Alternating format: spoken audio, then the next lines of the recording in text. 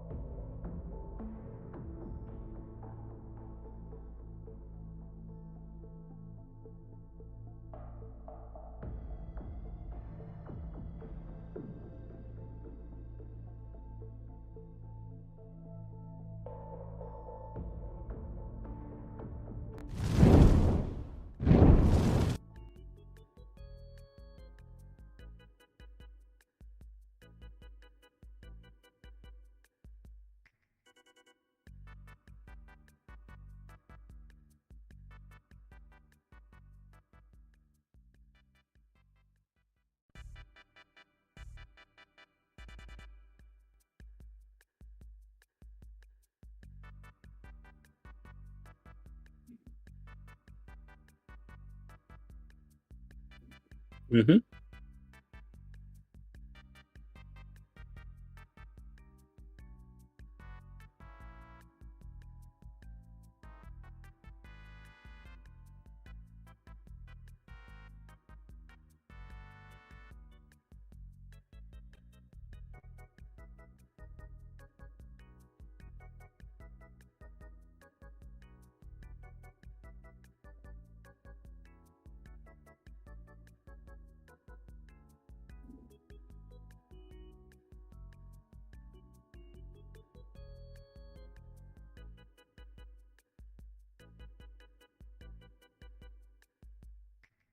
Great.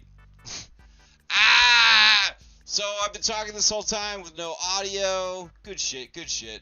Oh boy.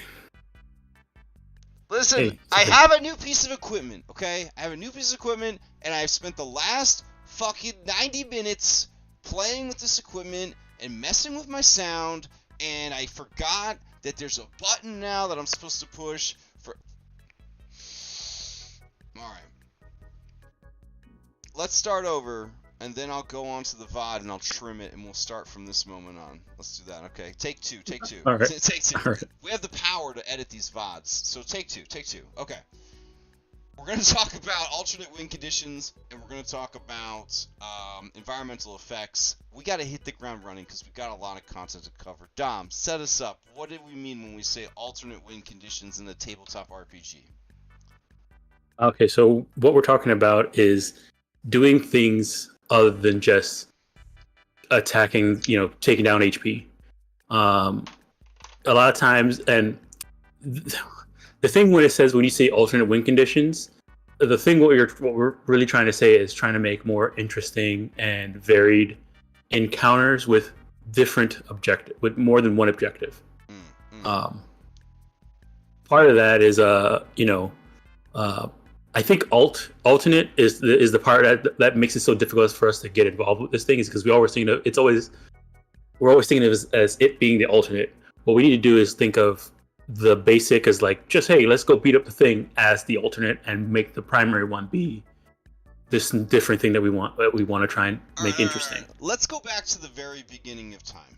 All right. Yeah. The first game, Caveman's invented chess. I don't know if this is historically accurate or not. But the first board game, the first TTRPG, because they were pretending to be little queens and kings running around and shit. So the first for this first tabletop RPG was chess. That's what I'm saying. I asked God, and he told me that was what it was. That's right. Anyways, so chess, the first TTRPG. How do you win chess? You put the other player into checkmate, right? That's how you win chess. Is there any other way to win chess besides putting the other guy into check?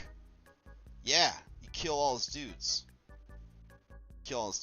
Or you run down the timer and you have more points, right? So even chess has alternate win conditions beyond your normal expectations, right? The issue that we run into is D&D has always been a war game. The first D&D, right? It was chainmail. It was a war game. And then they were like, what if you had hero units? And then you added hero units, and then they're like, oh, hero units are pretty cool. What if we told stories with these hero units? And then Dave Arneson was like, Gary, I got this idea. And then we started to get more focus on the hero units and the stories that you could tell about them, but it never stopped being about murder, right? Murder! How do you win? You kill everybody, right? That's how you win. You kill everybody. Then, somewhere along the line, they introduced, like, morale, right? Which we don't have nowadays, but it was pretty sick back in the day. So there was morale. I'm playing Baldur's Gate 1, and there's fucking morale, right?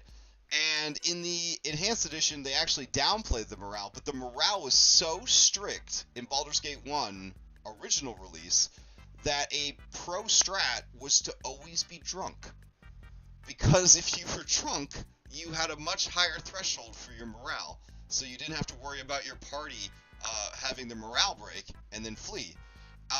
So morale was introduced as another way to win in early D&D. So it was like, instead of just killing everybody, you just had to beat them so hard that their morale broke, and then they would run away, right?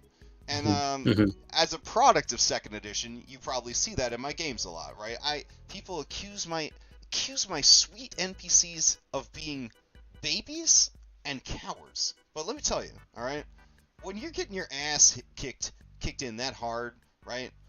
Sometimes you just call it. You know what I'm saying? When you go to ambush some people and they get the reverse drop on you and blow your friend's head off with one gun crit, you just say, time out. I don't think we're gonna ambush you after all. You don't keep going. You don't say, well, maybe we'll get it in round 3, guys. Maybe. I don't know. So, like, that to me is like the first introduction of the alt win condition, right? Is you didn't have to just kill everybody. Maybe you could just kick the shit out of them so hard that they ran away. But we want to talk about something a bit more complicated than that tonight, right? We want to talk about, dare I say, video gamey win conditions. We want to talk about, story-centric win conditions, right? Yeah. Okay, alright. Now, I think that a part of that is accepting the gamey nature of tabletop RPGs. Because there's sort of an unspoken agreement, I think, and if you just sat people down and asked them, how do you win an encounter? They would say, you kill everybody, or they give up, right? I think that would be probably what people would say, right? Like, how do I win an encounter in Dungeons & Dragons? How do I win an encounter in Pathfinder? Well, you beat everybody up. That's how you win. So if you are trying to introduce these things that we're about to talk about, I think that a tremendous amount of transparency should probably be used. I think you should tell people, like, hey, in this fight, time out. In this fight, you need to actually focus on destroying the siege engine of doom, or you need to focus on stopping the ritual. You have 8 rounds before Asmodeus comes through and just destroys the entire planet. You tell them, this is what's happening. Because if they only have 8 rounds and you let them dick around for 4 of those 8 rounds and they still don't get it, that's going to be rough, right? Because now you've designed you designed it around 8 rounds. Now they only have 4 rounds left. especially if everything they did that was not about your alt win condition did nothing, then in a way it wasn't an alt win condition, it was the only win condition, right? Yeah. Like, yeah. So that's another thing, that word alternate, right, doesn't necessarily mean there's two ways to win. It might mean that I designed a different way to win this encounter, not an alternate way to win this encounter.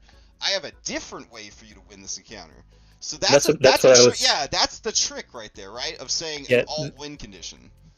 Yeah, that's the part I was saying, is that if the idea is that you want more story, like in that case, it's more of a story win condition. Like the goal of the encounter is this. The alternate there's, I guess you can just kill everybody, and then at that point there'd be no one stopping you from doing the other thing. Then doing the thing, right? Exactly. Now, I've played some games where in a scenario they will say, to win this encounter, or to win this scenario, blah blah blah blah blah, or blah blah blah blah blah, or blah blah blah blah blah, right? And then sometimes it'll just say, to win this encounter, do this. And there's just there's only one way to win. There's only one way out of this. 4E, and from what I've read of my limited exposure to Pathfinder 2E adventures, they're pretty clear in an encounter. They'll say, this guy, he's gonna fucking fight to the death. You know what I'm saying? Yeah. Like, they'll just say, this guy gonna fight to the death. Doesn't matter if it doesn't make sense. This guy gonna fight to... They're too rowdy. The rowdy meter's been turned too high. They're just gonna fight to the death. And then you do get things where it says, in this encounter, Johnny ain't gonna fight if he loses half his health, right? If he gets to half health, he's gonna betray all his allies. He's gonna sell everybody down the river. He's done. Those are good examples of it kind of doing a job. I feel that 5e, in its innate looseness, I don't remember getting as much guidance per encounter in my 5e adventures. I don't really recall a lot of it saying like, in this encounter, you know, if this monster gets to half health, it's going to do this, or if these guys notice the party has this item, they're going to retreat. Like, you don't really get a lot of that, I feel, in the 5e adventures. I'm thinking about all the encounters that I did for Rhyme, and like had to remake them, but like remade the monsters, but like still, you know, did the encounters the way the book said they were. It usually says, this is how this person fights, but and that's about it. Yeah, so if you are primarily a 5e DM, or if you've only been playing 5e lately, right, you may have forgotten how this stuff works. So we asked everybody on our server, like, what are some alt things that could be used instead of... Before we move over to the things that came through, speaking about talking about Pathfinder and how they do it in Cyberpunk, because everybody is just humans, nobody wants to die, right? Unless you're crazy. Yeah. And so a lot of the times, the people here, and in the written missions that we have, a lot of times it's like, hey, they're gonna run away once they get seriously wounded. If somebody gets critically injured, they're gonna try and grab their friend and run away. If morale system. Yeah, morale. But there are also things like hostages and like they're trying. The goal is to actually get this item from them, and there's like an endless number of these. Like, I would. This is a kind of maybe a bit of a spoiler, but not really, because it happened in our game where the goal was to get an item and to transport that item to safety. Yeah. And that was the goal. And then there was endless numbers of really easy bad guys that, killing them is not going to stop. They're going to keep coming forever. The goal is to get to a certain spot with this item. And those enemies will do whatever they can to they even stopped attacking the people. They were just going after the item. Right. But that was also part of the mission and part of the story. So that's one of the way I like to think about it is that you need to look at designing the actual encounter and what the goal of the encounter is, rather than just okay, this is what this monster does. And I with 5e, it's a lot of times it's this is what this monster does. Mm-hmm. Yeah, it almost feels like the fights in 5e are there because D&D needs fights. But the game's like, I want to tell you more about the story, but first, a fight. Mm-hmm. You know, and I don't feel like there's a lot of times, at least in the published 5e adventures, where it's like, this fight is part of the story, right? Like, this fight progresses the story.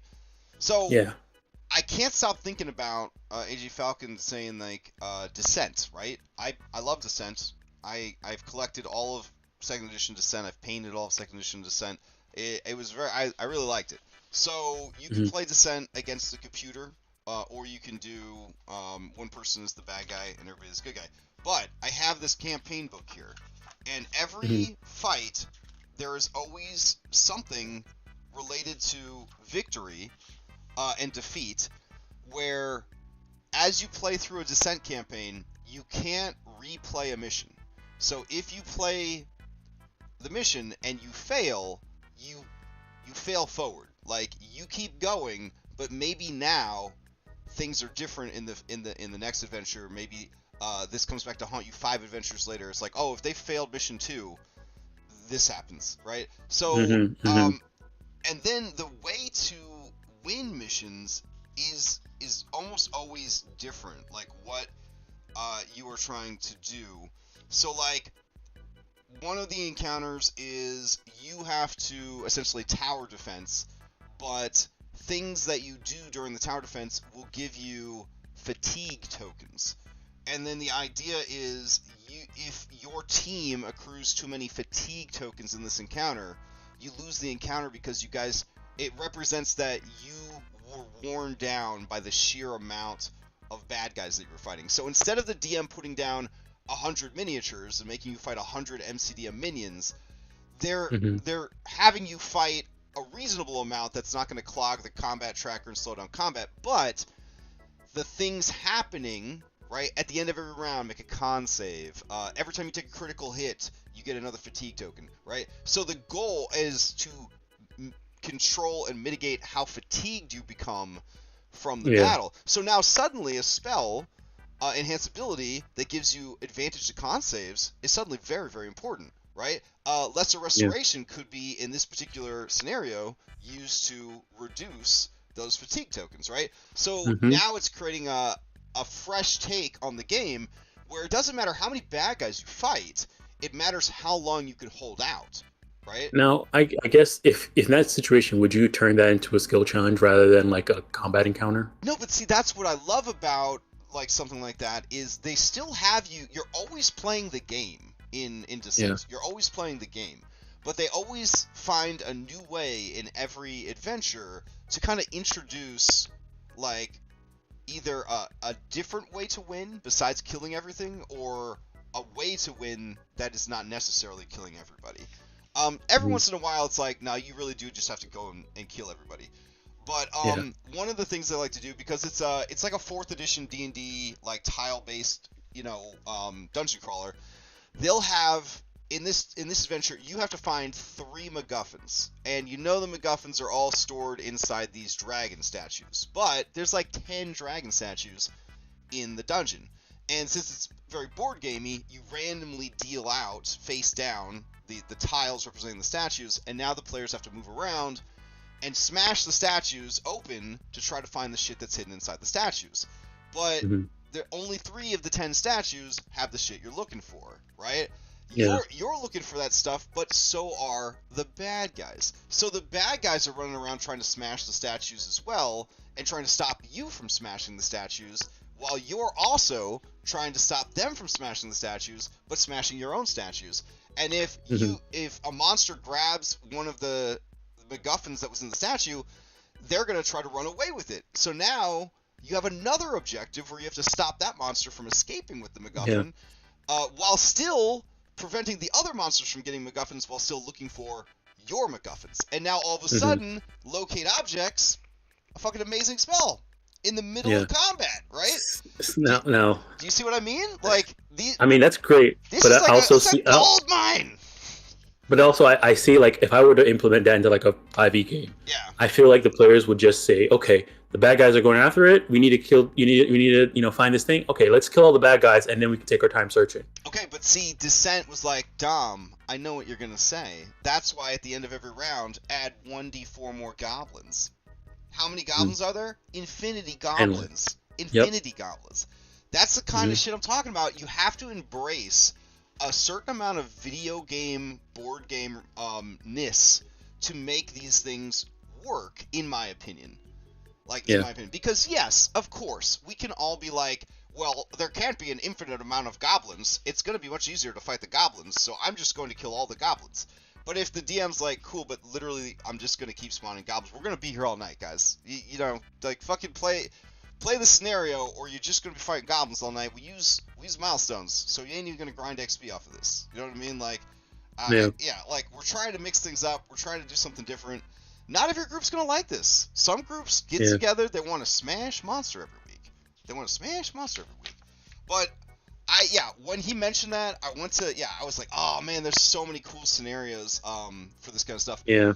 One of them, one of the encounters is getting an old machine to work, because the machine will generate a force field that's going to protect this base from this huge dragon that's flying down to blow up the base. So you have to repair this ancient magical device and then keep it repaired long enough to generate the force field, while an army of gremlins is coming in trying to prevent that from happening and actively attacking the machine. They're not attacking the people, they're actively attacking the machine as you're trying to repair the machine and keep it repaired for a certain amount of time. So there's again, it clicked with me. I was like, oh my god, yeah, this game Descent, it was all about alternate win conditions, and those could all be translated very easily into some D&D or Pathfinder. Definitely easier for Pathfinder 2, I think, than for 5e, because like you said, 5e's got a way to break everything.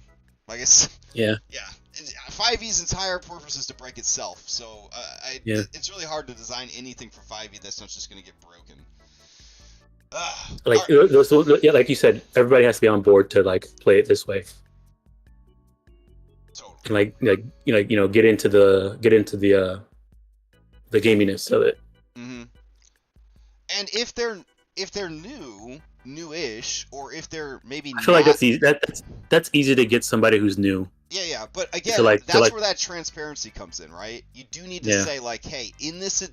All right, so you guys know that the Shardolin Dragon is coming, and it's gonna nuclear weapon breath this whole fucking town.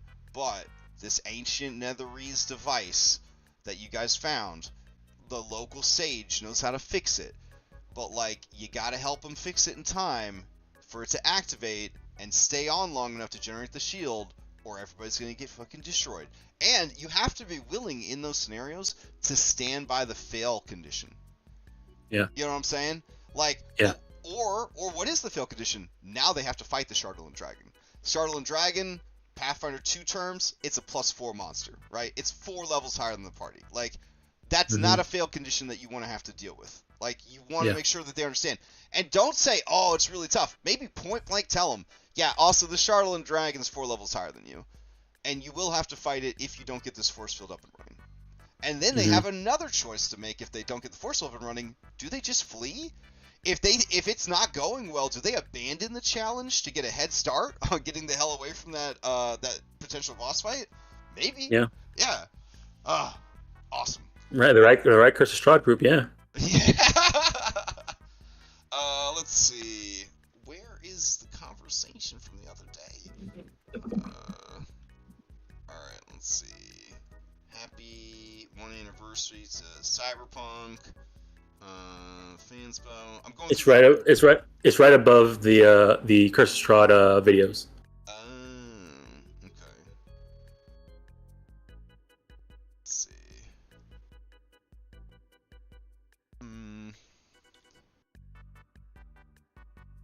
Okay, got it. Alright, let's see. Alt win condition. I guess I can start with some of the ones that I've seen in while you're looking through. I can start with some of the ones I've seen in a non-spoilerly way, looking at Strength of Thousands. Mm-hmm. So I'll preface this that the Magambia, the school, they don't like killing, and so they tell their students like as soon as you walk in, no killing, right? And so they have put in a lot of work in like designing encounters that are pretty cool, and some examples of non-spoiler ones, like if there's a I don't know, a student who wants to train, like we're having a sparring match, but the sparring match is not about beating each other. It's about learning from each other's moves, and so you end up getting like it's more of a skill challenge and combat at the same time, where you need to do different skills to show what you've learned, and then also when someone does something, use your skills to insight and learn from what they've done. But there's stuff like that. Like that's a really, like, when I saw that was a pretty cool thing I saw, where it was something like that, where like they're using skills, like they're the encounters for you to use skills to learn from the other people that are in this combat, rather than beat each other up. There's a lot of times. I remember when we did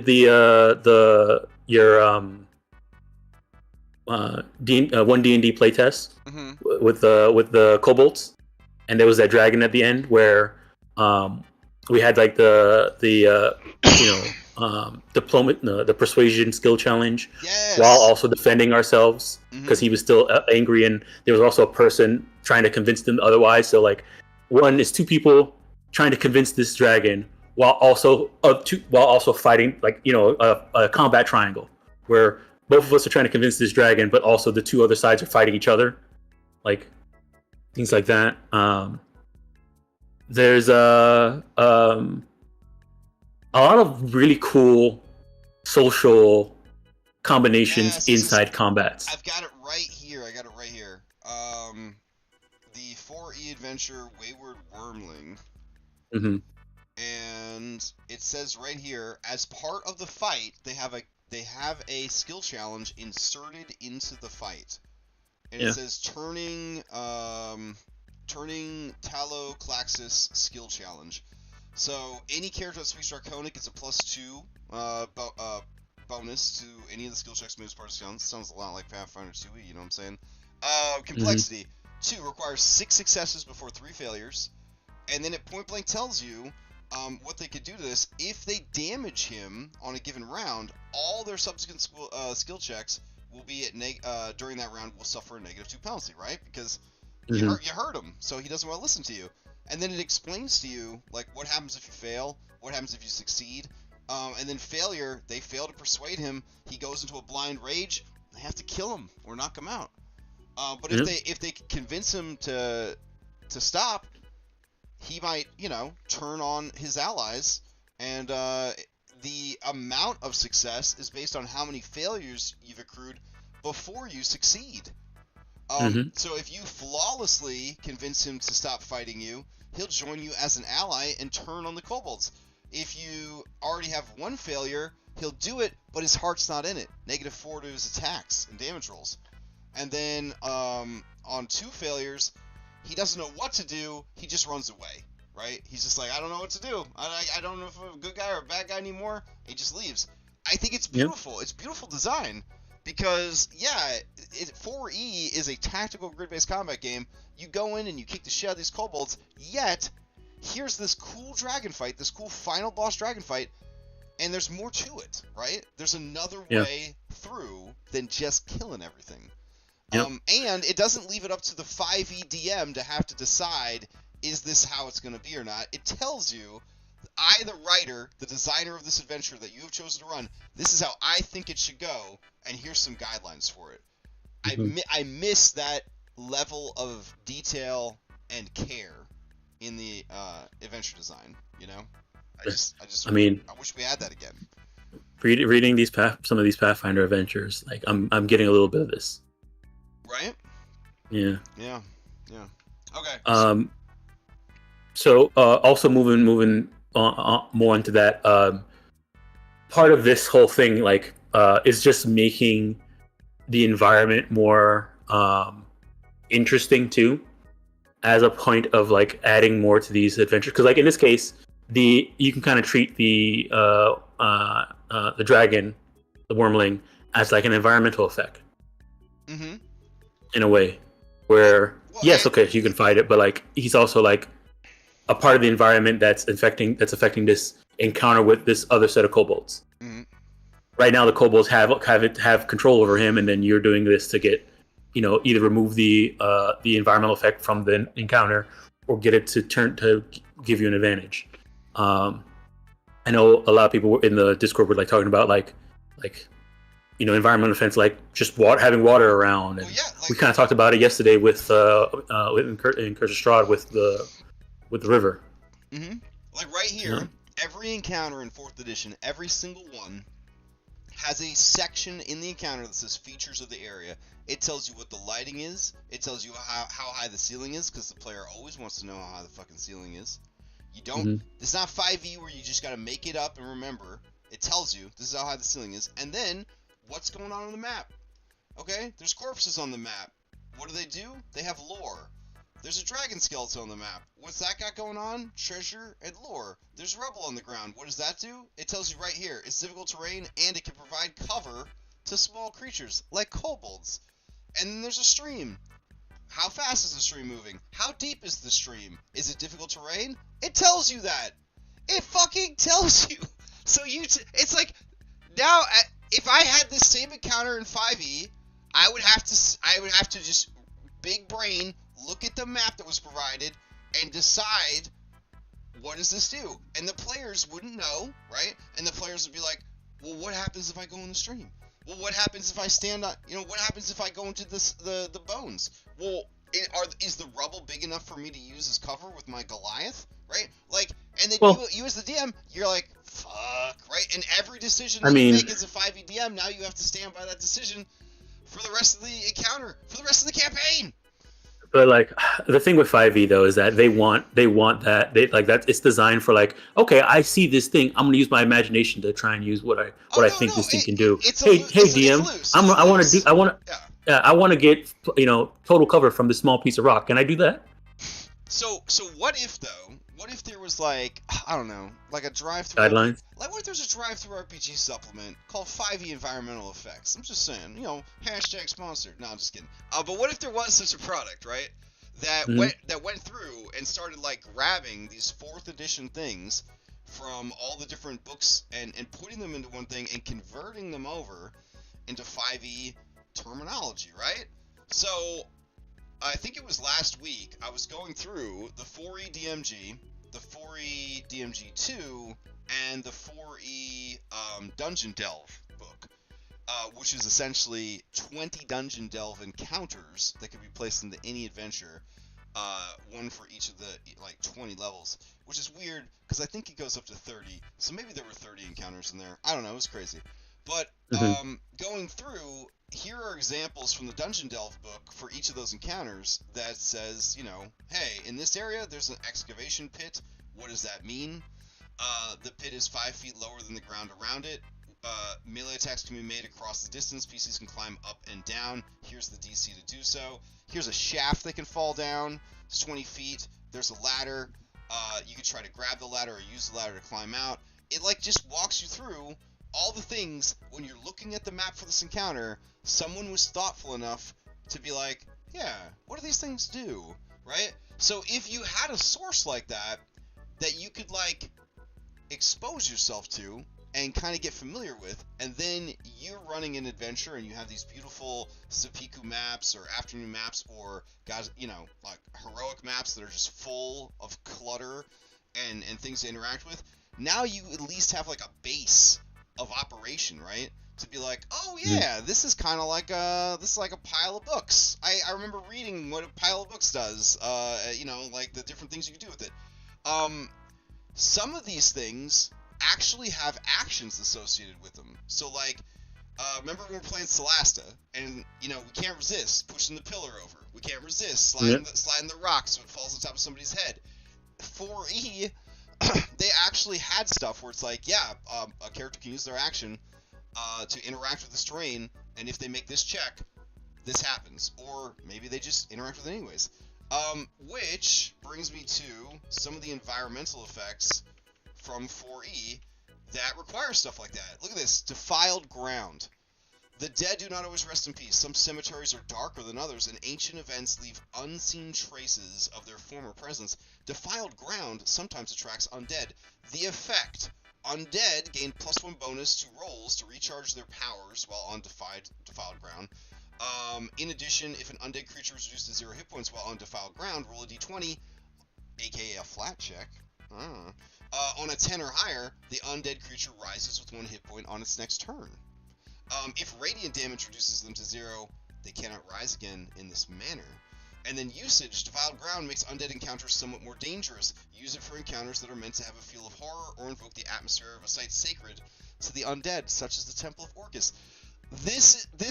The DM's guides for 4th edition had entire sections with sample terrain, and then they not only told you the flavor, they not only told you what it did, but then they explained to you, hey, buddy, this is when you might want to use this.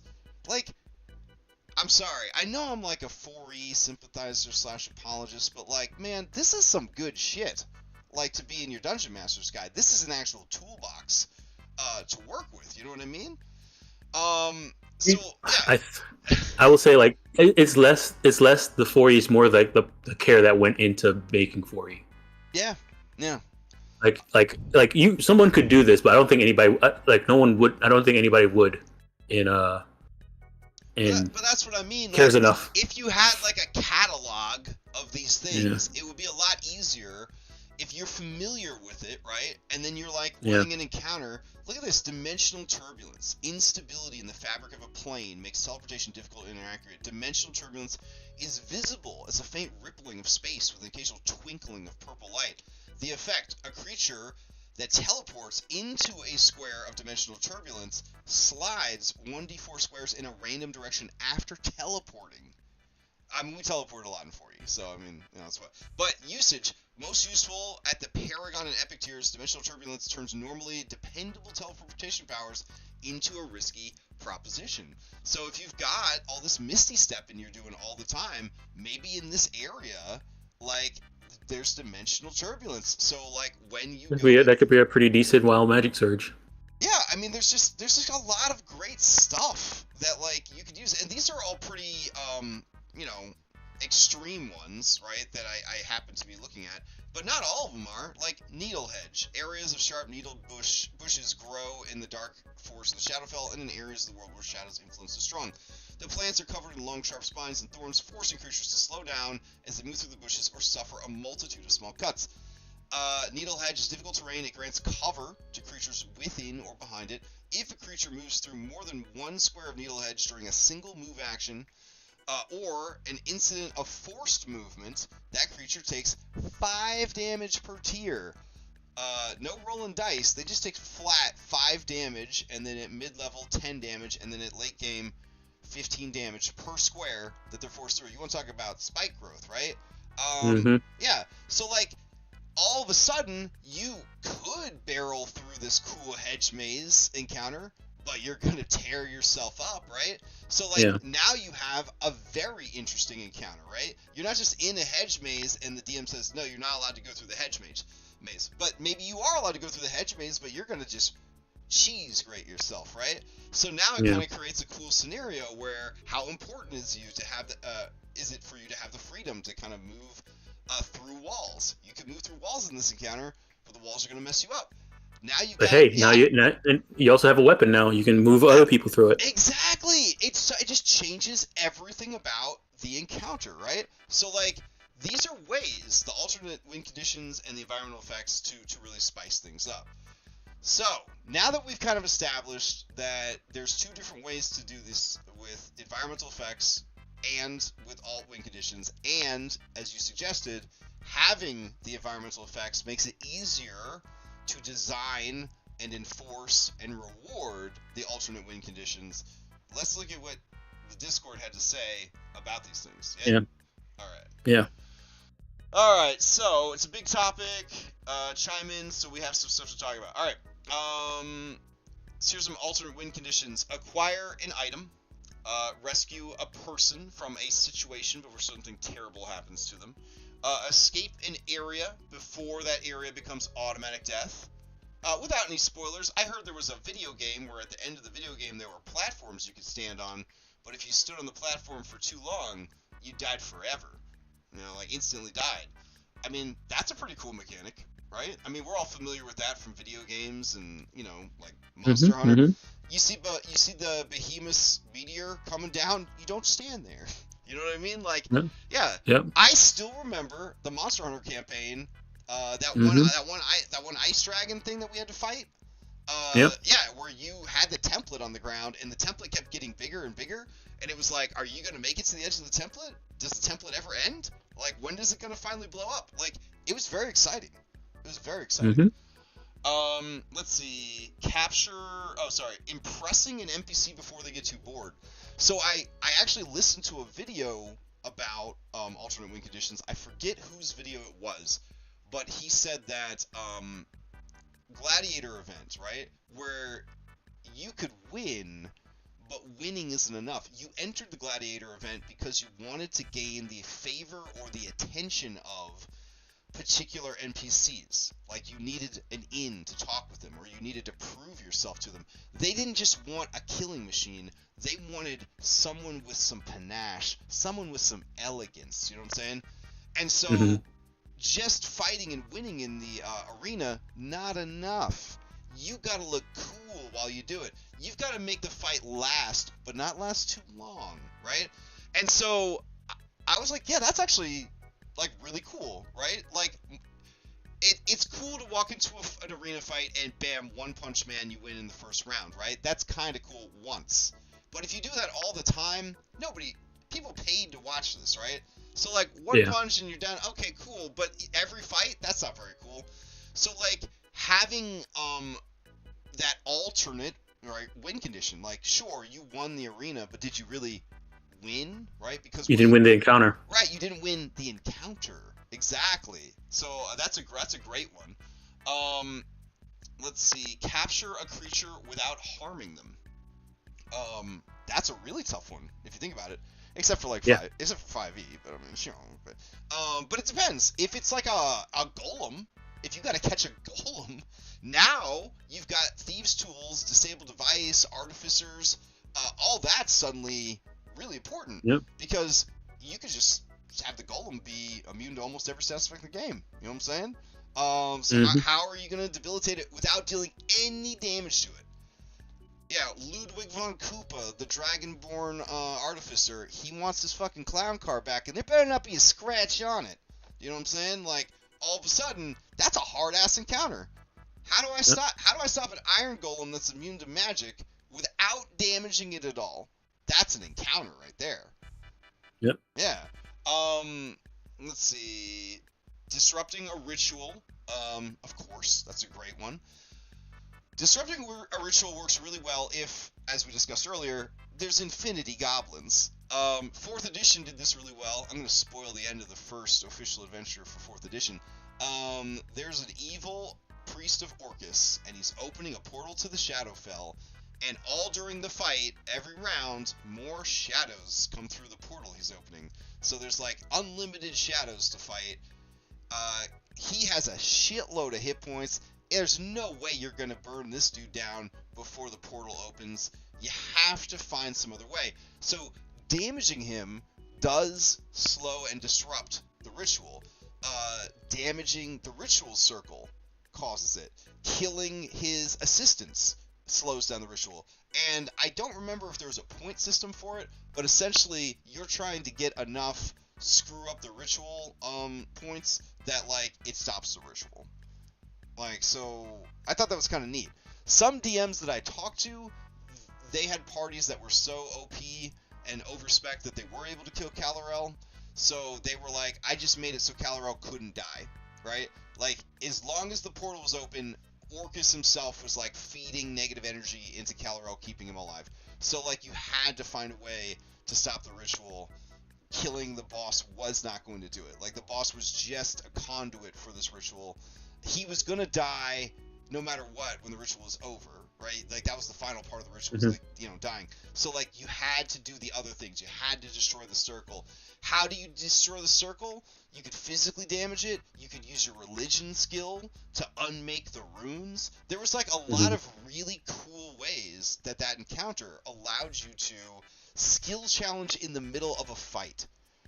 And I still remember when we were doing Giphy Glyph stuff, talking to Giphy about the Mythic group and being like, these guys cannot handle the hit points that you know that are on these defender mobs. Like, I was like, they just don't have the DPS to handle it. And he said, like, in that case, I mean, change it up, right? So if Orin wants to trip a big dude, have the big dude take damage when he's tripped. Do you know what I'm saying? Like, have other ways to accomplish the goal other than hacking and slashing. Admittedly, I just stopped really using the Giphy Glyph monsters because of the import issues into Factory VTT. But, like, it made a lot of sense. It was very smart advice for, like, how do you let a party play the way they want to play while still, you know, doing Dungeons and Dragons stuff, right? So yeah, like, causing a bamboozle. Maybe that does some damage, you know? Like, maybe you insult the boss so hard he takes some psychic damage without vicious mockery, right? Like, yeah, there could be other ways to even do a normal combat encounter by just embracing some sub mechanics, some cute little homebrew mechanics that are good for your group. I mean, honestly, you could like, unless you're playing with a group, and this is you know, behind the veil a bit here. Unless you're playing with a group that you're, like, showing HP and, like, the numbers are popping up off the monster when you reduce their HP. I mean, when they do something cool and are in skill challenge wise, you can just lower the monster's HP. Well, here's the thing: even if you are playing transparent, you just tell them, like, "Oh shit, Julian, when you said that thing, when you brought up that thing, dude just took 20 second damage." Like, and you just lose 20 second damage. It's a game. It's a game. Hit points don't represent all the blood in your body. Do you know what I'm saying? Hit points represent your will to live and your will to fight. They are a representation of how long you are in the fight. That's all they represent. So I think that's great too. Siding with the enemy, ... even if it's under false pretenses. I like that extra part, even if it's under false pretenses, because maybe the mission is you have to win the enemy's trust, right? So not only do you have to fight next to them, but you have to convincingly fight next to them. Do you know what I'm saying? So there's a bit more to it than just fighting next to them. Like, maybe you're having to throw out some performance checks. Maybe you're having to throw out some deception checks in the middle of combat. So when you help evil Blackguard, you know, up from prone, you give her a look that's like, yeah, we're in this together, right? Even though obviously you're not in this together. Like, I kind of like that. You know what I'm saying? Like, at the end of the fight, the DM kind of tallies up how many opportunities during that fight did you take to ingratiate yourself to this enemy, right? So not only did you fight together because the enemy of your enemy is your friend, but maybe you fought together because you're trying to go in deep undercover. You know what I'm saying? And so, maybe the amount of things you did during the fight to ingratiate yourself lowers the DC to convince them at the end that, yeah, like, we're in this together, so that you can betray them later. I mean, these are all really cool things that could be added to encounters to make them a bit more dynamic.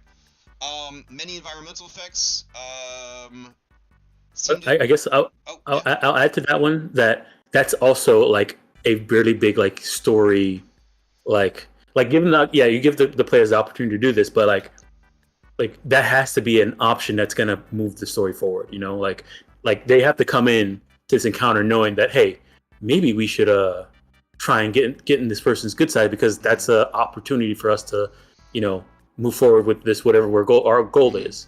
Because, like, if doing that, if doing that is not gonna give them a sense of accomplishment for, like, going towards their goal, I mean, they're not going to do it. Well, K-Nex points out you could just give out big meta objectives and see what the players do. And I like that, because what I'm learning from Pathfinder 2e is that it's okay to embrace the board gaminess. The game. Yeah, yep. It's okay to embrace the board gaminess.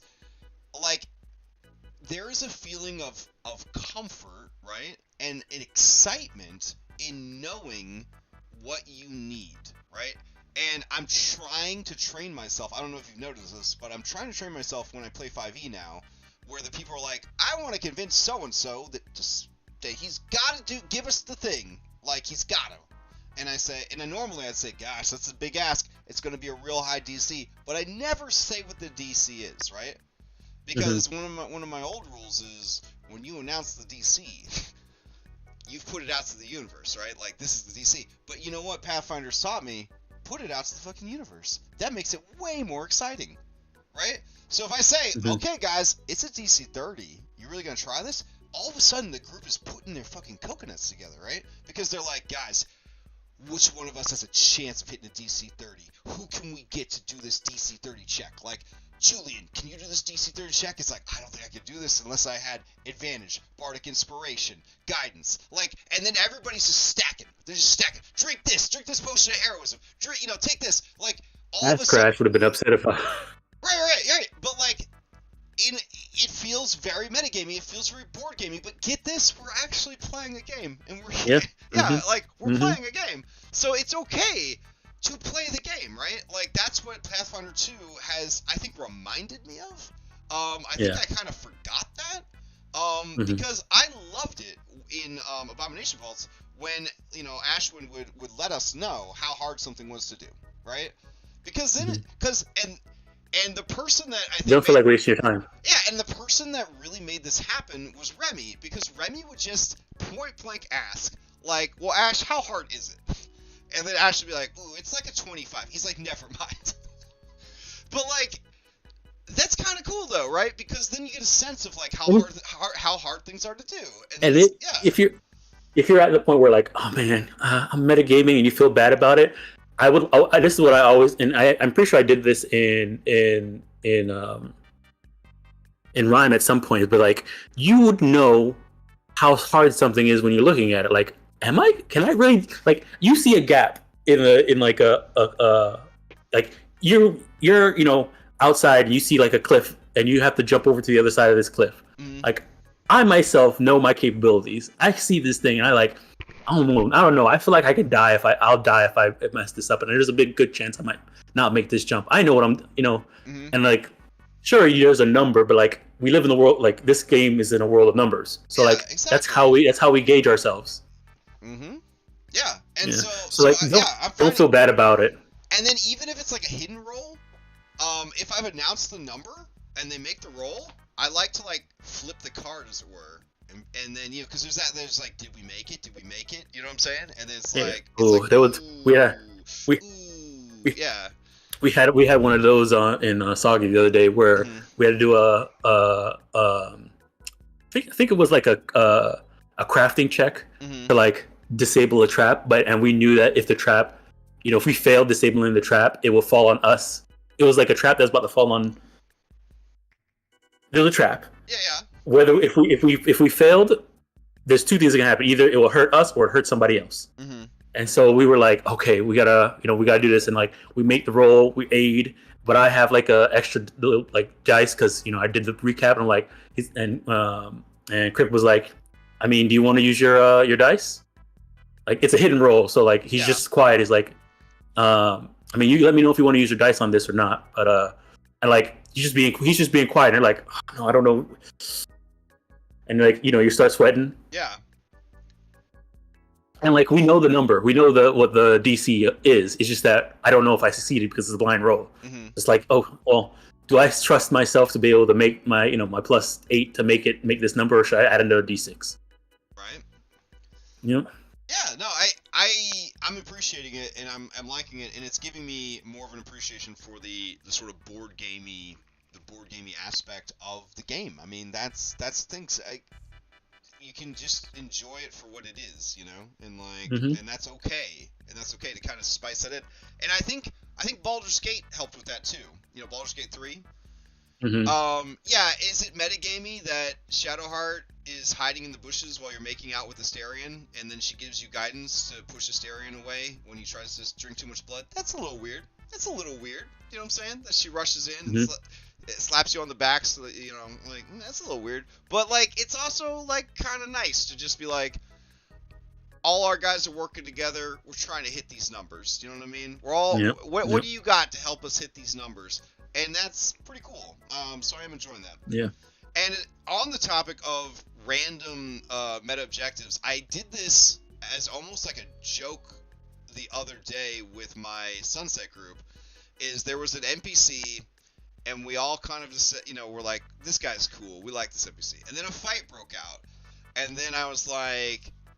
Also, yeah, I was like, optional win condition, keep this guy alive during the fight. I'll give all of you an extra hero point.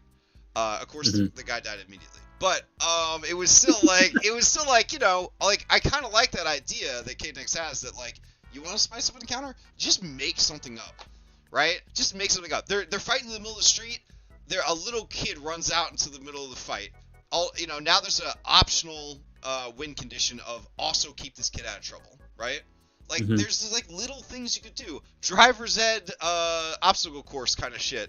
Where, you know, my baby, and the lady loses control of the baby buggy, and it's rolling towards the monster. You know what I mean? Like, suddenly there's just another reason. The monster breathes fire, the building catches on fire. Of course, the baby's still in the building with the puppy. Are you gonna leave the baby to die to the fire while you fight the Rathalos? Of course you're not. Somebody's gonna go get that baby, I hope, right? So there's a lot of things you can do they're not alternate win conditions. They're just things that are happening. Alternate objectives, yeah. Yeah, exactly. They're additional objectives. There's the example of that was in Cyberpunk. There was a street race they were a part of. And so, you know, the main objective is to win the street race because there's a prize for it. But then they got a call from their fixer to saying, like, hey, you're in the street race. I have this client who's also in it. He needs to win second place. That one's good. Yeah, that's good. It's like, I don't want you to win the race. I want you to help this guy get second place in the race. You know what I mean? Like, that's really good. That's really good. Oh, man. All right. Somebody else commented, many environmental effects can just duplicate spells that we all know. Gust of wind for a windy day, wall of fire if a building catches on fire, maelstroms in the water, a weird magical effect causing a hypnotic pattern, shadows that move and trap people beneath them, coins raining down, but it's so hot in the volcano that they melt, and now you've got molten rain coming down. There's like magic, and then the classics, wild magic zone, hollowed and unhollowed areas. These are things that are just built into the game already that you could be adding, no problem. Poisonous gases, fog clouds. The area is foggy. How does fog work? We literally have a spell called Fog Cloud. It works just like that. Real fog. It works just like the magic fog. Now you have a fog environmental effect. It was right there the whole time. So that's a really good tip. Like, if you want some environmental effects but you don't know what kind of mechanics to use, find the spell equivalent and then make it the real equivalent. Yeah, it ain't that hard. Hey, there's a wall of ice here. It's a wall of ice. Give it the wall of ice stats. Like, there you go. You don't have to reinvent the wheel on this stuff. Someone said that you need traps that are actually deadly. Recent dungeon I ran for Outlaws, I would say the hardest part of the whole adventure was the first trap they encountered when they walked in the front door. That trap, it had a very high hardness, and it had a lot of hit points, and it was in a very hard to reach place. So it was unlikely that they were going to easily dismantle that trap. And as a object and a pseudo construct, it had a ton of immunities, a ton of status immunities. It was a very difficult situation to deal with. In the end, they found a way to disable it. But if they had tried to fight it, I think some of them might have died. Like, it was putting out some good damage. It was really kicking ass. Haunts, traps from Pathfinder 2e. that's the real stuff right there. Like, if you want to see if you want to see traps done right, even if you don't play Pathfinder 2, look up their haunts system and their traps, and you will see that a trap is an encounter if it is done correctly. And then if you add monsters and traps at the same time, which you can do very easily with their encounter building rules, oh baby, it gets real spicy. What else? Other environmental effects: collapsing walls, pits, waves of water, quicksand. Love that 5e quicksand. I love that 5e quicksand. Windstorms, mirages, for example, chasing down the sun, moving fog, lava pools, hanging bodies that can fall down on you. Yeah, I mean, that's the thing. Let's see. You know the fight that I've never run in tabletop, but you see all the time in the movies and the TV shows? The meat factory, right? Where there's like a maze of meat. The meat's hanging down from the hooks. That one that Darby mentioned, that's that. Yeah, like, I've never had that happen as a DM or as a player in 30 years. The meat packing place, you know, where there's just like the hanging meat. Like, and how does that work mechanically? Actually, you kind of did have it in a way. It was the Kobold dungeon from not this Pathfinder, not this Extra Life, but the last Extra Life. It was a room that was just all grid. Oh, yeah. That's true. Yeah. Let's see, what else is there? Okay, this is some Monster Hunter shit. Your objective is to lure the larger monster away. So lure it to another part of the dungeon, lure it to a bigger monster that it has a turf war with, lure it into a trap that the NPCs have made for it. But the monster is just too much for you to fight, so the goal is to be the bait and lure it away, or use your brain to figure out a way to lure it to locations. That's a good alternate condition. Big monsters with multiple hit locations that need to be disabled in a certain order to actually beat the monster. I love that. Yeah. That was my suggestion. That's why I love it. But monster rosters that have to be defeated in a certain order. I remember as a child, Final Fantasy IV, which was Final Fantasy II for us you American kids in the 90s, they were the Mega Sisters. You Final Fantasy XIV nerds probably know who the Mega Sisters are by now.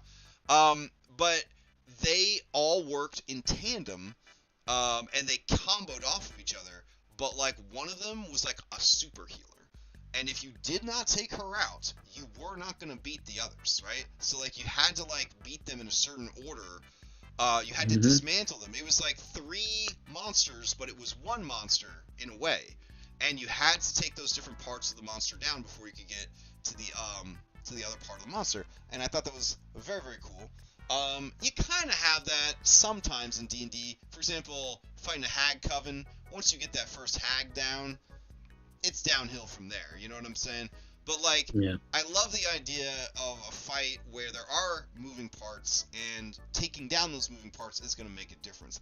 When I was playing Dragon's Dogma, every week I was like, man, I love these monsters. I want to design them in 5e with the multiple parts, and then I would never do it.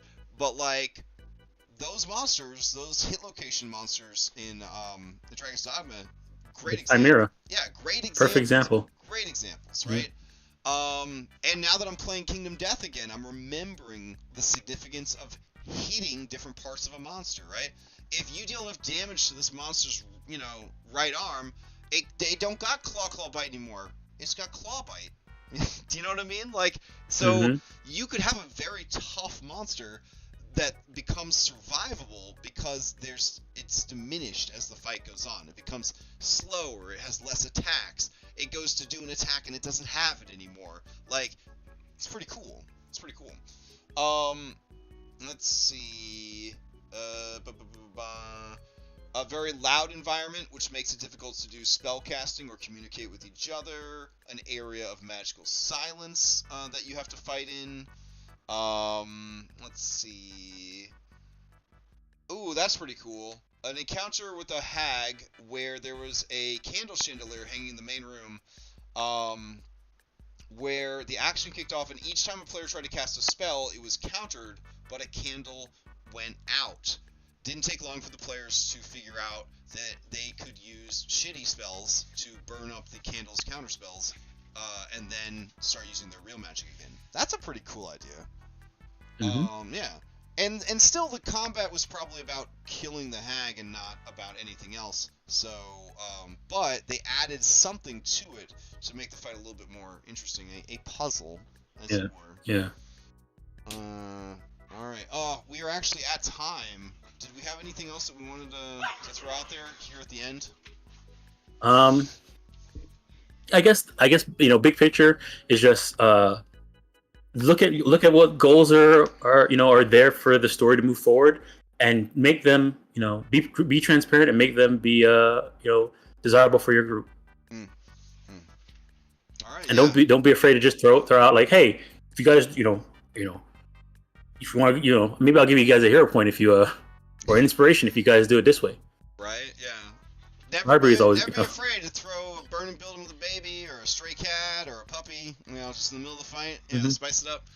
All right, my closing advice is advice that I'm trying to take myself, and that is remember that it's a game, and remember that when you are playing a game, you're playing a game, and it's okay to be like, hey guys, in this fight, here are some things that you could do. Here's what would happen if you mess with these chandeliers. There's some barrels over here. They're labeled explosive, if you know what I mean.